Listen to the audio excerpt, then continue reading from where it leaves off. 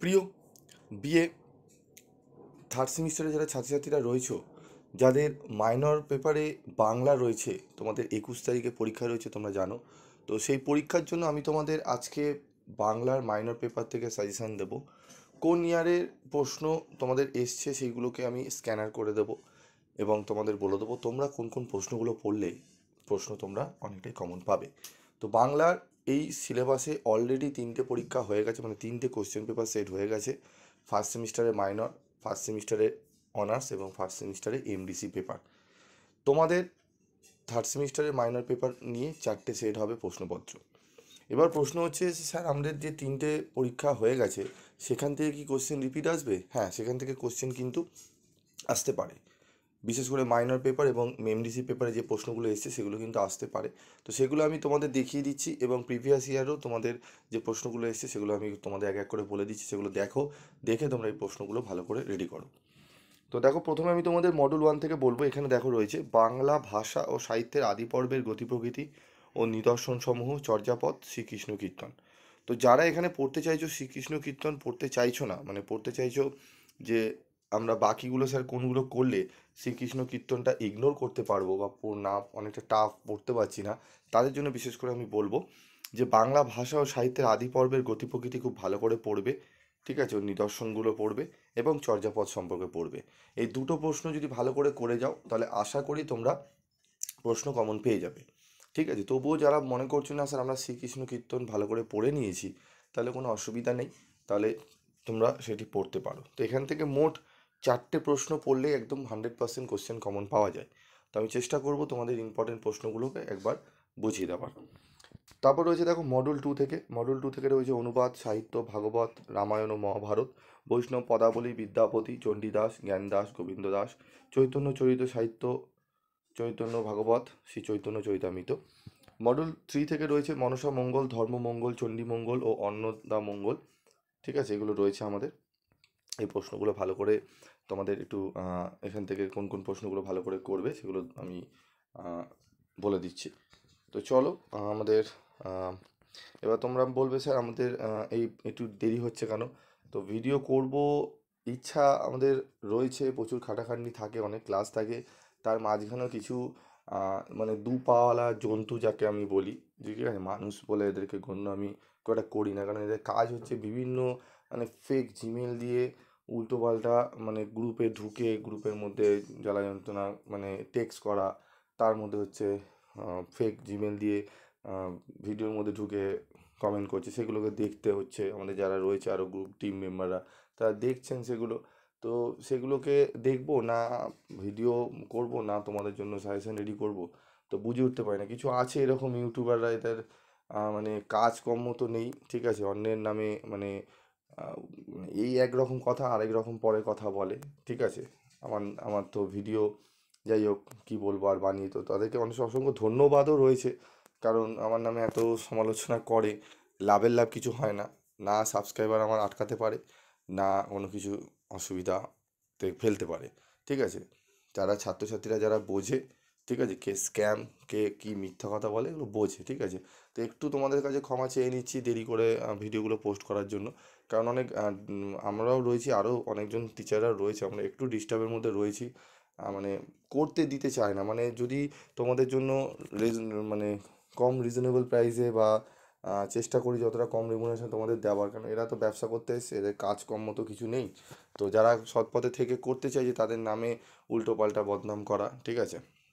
যাই হোক, অসুবিধার কিছু নেই, তোমরা পড়াশোনায় ফোকাস করো। একটু দেরি হচ্ছে তার বিশেষ কারণটাই আমি তোমাদের জানলাম।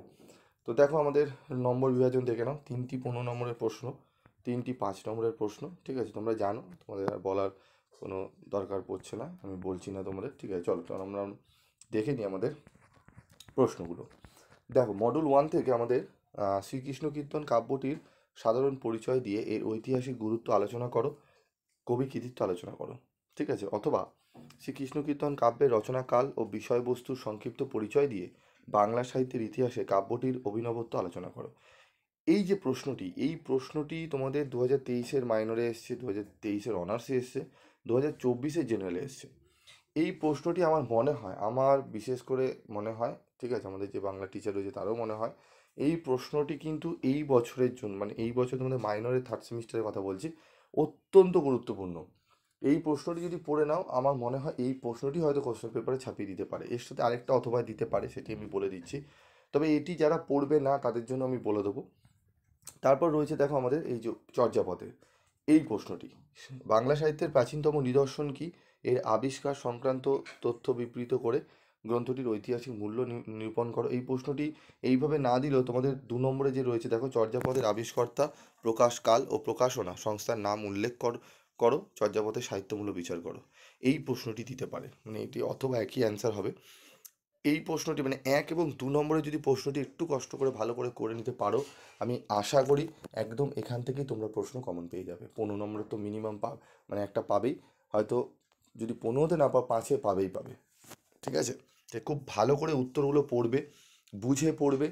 বুঝে পড়লে কী হবে, কোশ্চেন একটু ঘুরিয়ে দিলে না, যেরকম দেখো আমাদের চর্যাপদের আবিষ্কর্তা প্রকাশকাল এটি না দিয়ে, মানে এরকম না দিয়ে 24 এই প্রশ্নটাই দিয়েছে বাংলা সাহিত্যের প্রাচীনতম নিদর্শন কি। তাহলে নামটা লিখে দিলেই তার আবিষ্কার সংক্রান্ত তথ্য বিবৃত করে গ্রন্থটির ঐতিহাসিক মূল্য নিরূপণ করো। তার মানে 2-এর প্রশ্নটাই দিয়েছে, যে একটু ভালো করে প্রশ্নটা উত্তরটা ভালো করে পড়ে যে অনায়াসে লিখে আসতে পেরেছে। তো এই দুটো প্রশ্ন একটু ভালো করে তোমরা করে নাও মডেল 1 থেকে, আমি আশা করি এখান থেকে প্রশ্ন কমন পাবে। তবুও আরেকটা প্রশ্ন তোমরা ছাড়বে না, সেই প্রশ্নটিও করবে, আমি সেই প্রশ্নটিও রাখবো। এই 3টে প্রশ্ন একটু ভালো করে পড়ো। এই যে এইটি, বাংলা সাহিত্যের ক্ষেত্রে তুর্কি আক্রমণের ফলাফল আলোচনা করো, অথবা বাংলা সাহিত্য ও সমাজে তুর্কি আক্রমণ ও তার প্রতিক্রিয়া সম্পর্কে আলোচনা করো। এই সময়কে বন্ধ্যাযুগ বলা কি সঙ্গত? এই প্রশ্নটি অনেক রয়েছে, অরগুলো আমি এখানে দিয়ে দিয়েছি তোমাদের, এতগুলো রয়েছে, স্ক্রিনশট তুলে নিও পারলে। এই প্রশ্নটি ভালো করে, মানে প্রথম 1 2 3 প্রশ্ন পড়ে যাও, একদম তোমরা নিশ্চিন্ত থাকো, তোমরা কোশ্চেন কমন পেয়ে যাবে। ঠিক আছে, এই 3টে 15 নম্বর প্রশ্ন তোমাদের পড়তে হবে। এই 3টে যদি 15 নম্বর পড়ে নাও, আমি আশা করি একটি 15, 5ও তোমরা কমন পেয়ে যাবে। এখান থেকে একটু ঘুরিয়ে 5ও তোমাদের প্রশ্নগুলো দেবে, তবুও আমি 5-এর আলাদা করে দিয়ে দিচ্ছি। এই 3টে প্রশ্ন পড়ো, এবার যদি এর বাইরে কিছু প্রশ্ন পড়তে চাও পড়তে পারো। এই প্রশ্নটি এই দেখো এখানে যে রয়েছে, আমি মানে এসে চর্যাপদের ঐতিহাসিক গুরুত্ব সম্পর্কে আলোচনা করো, অথবা চর্যাপদের পুঁথি কে কোথা থেকে আবিষ্কার করে, এই প্রশ্নটি, এটি চাইলে তোমরা পড়তে পারো। ঠিক আছে, টোটাল 4টে আমি তোমাদের প্রশ্ন বলেছিলাম এখান থেকে। তো বাকি প্রশ্নগুলো তোমরা যদি চাও দেখতে পারো, যদি পড়ে থাকে, মানে যদি পড়ে রাখো তাহলে একবার রিভাইজ করে নেবে, আদারওয়াইজ দরকার নেই পড়ার। খালি প্রশ্নগুলো কোথায় কি ঘুরিয়ে আসছে সেগুলো একটু জাস্ট দেখে নেবে। ঠিক আছে, তারপর যেই প্রশ্নটি রয়েছে, এই প্রশ্নটি, বাংলা সাহিত্যের আদি পর্ব বলতে কি বোঝো, এই পর্বের সাহিত্যের গতি প্রকৃতি কীরকম ছিল, নিদর্শন সহ বুঝিয়ে দাও। এই প্রশ্নটি, ঠিক আছে, যারা শ্রীকৃষ্ণ কীর্তন কাব্য, মানে সে প্রথম 1 নম্বরের প্রশ্নটি পড়বে না, তারা 2 পড়বে, 3 নম্বর প্রশ্নটি পড়বে এবং 6 নম্বরের প্রশ্নটি পড়বে। বোঝা গেল? আর যারা প্রথম 3টে প্রশ্ন পড়ে নিয়েছো, তারা তো প্রথম 3টে প্রশ্ন পড়ে নিলেই অসুবিধা নেই, সেটা পড়ে নেবে ভালো করে। যদি তারপর মনে হয় যে আমি একটা প্রশ্ন পড়বো, তাহলে 6 নম্বরের প্রশ্নটি পড়তে পারো। বোঝাতে পারলাম? চল এবার আমরা আমাদের পরবর্তী 5 নম্বরের প্রশ্নগুলো দেখে নেব। 5-এর প্রশ্ন পড়বো, প্রথমে এই 2টো প্রশ্ন ভালো করে পড়বো, এই 2টো প্রশ্ন ভালো করে পড়বো, এবং এর সাথে পড়বো আমরা এই প্রশ্নটি, এই যে 3 নম্বরের প্রশ্নটি। এই 3 নম্বরের প্রশ্নটি অত্যন্ত গুরুত্বপূর্ণ, এই 3 নম্বরের প্রশ্নটি ভালো করে করে যাবে। আর যদি মনে করো না স্যার একটু বেছে দিন, আমরা এখান থেকে 2টো মাত্র প্রশ্ন পড়বো, তাহলে বলবো 3 নম্বরের প্রশ্নটি পড়বে এবং 5 নম্বরের প্রশ্নটি পড়বে। 3 5, ঠিক আছে, 3 5 এই 2টো প্রশ্ন পড়ে গেলে আশা করি এখান থেকে কমন পেয়ে যাবে। বোঝাতে পারলাম? তো মডুল 1 থেকে এই প্রশ্নগুলো ভালো করে পড়বে। মডুল 2 এবং 3 নিয়ে আমি আলোচনা করছি, এক এক করে তোমরা দেখে নাও। মডুল 2 থেকে কী প্রশ্ন আসতে পারে সেটি আমি নিয়ে বলছি পরবর্তী ভিডিওতে। এই ভিডিওতে এইটুকুই আমি বললাম। ঠিক আছে, একটু দেরি হলো, তার জন্য তার রিজনটা আমি তোমাদের বললাম। তো তোমরা চ্যানেলের পাশে থেকো, একটু দেরি হবেও কিন্তু তবুও তোমরা পাবে, এটুকু বলতে পারি। এবং তোমরা যারা স্টাডি মেটেরিয়াল সংগ্রহ করছো, তোমরা জানো কতটা রিজনেবল প্রাইসে আমি তোমাদের চেষ্টা করি দিয়ে দেওয়ার, এবং তোমাদের যারা ফাইন্যান্সিয়াল দিক থেকে অনেকটাই সমস্যায় রয়েছো, ঠিক আছে, আমি তোমাদের চেষ্টা করি। ঠিক আছে, এবং আমি তোমাদের একটা বলবো, অনেক সময় ফোন করে আমাকে পাও না, তোমরা জানোই কতটা ব্যস্ত আমি থাকি। নাহলে কে না চায় যে যে তোমরা টাকা দিয়ে যদি নোটস কিনতে চাও, আমি তো আগেই তোমাদের রিপ্লাই দেবো, কিন্তু এমন কোনো ব্যাপার থাকে না, তোমরা জানো। কিন্তু তোমাদের যদি সমস্যায় পড়ো, আমি যখন সময় পাই আমি অবশ্যই রিপ্লাই করি। একটু ধৈর্য ধরবে, না পারলে একটু কল করে নেবে। ঠিক আছে, অবশ্যই তোমরা কিন্তু তোমরা রিপ্লাই পাবে। ওকে, আজকের মতো ভিডিওটি শেষ করছি। যদি কোনো তোমাদের সমস্যা হয়, অসুবিধা হয়, তাহলে অবশ্যই তোমরা কমেন্ট করে জানাবে।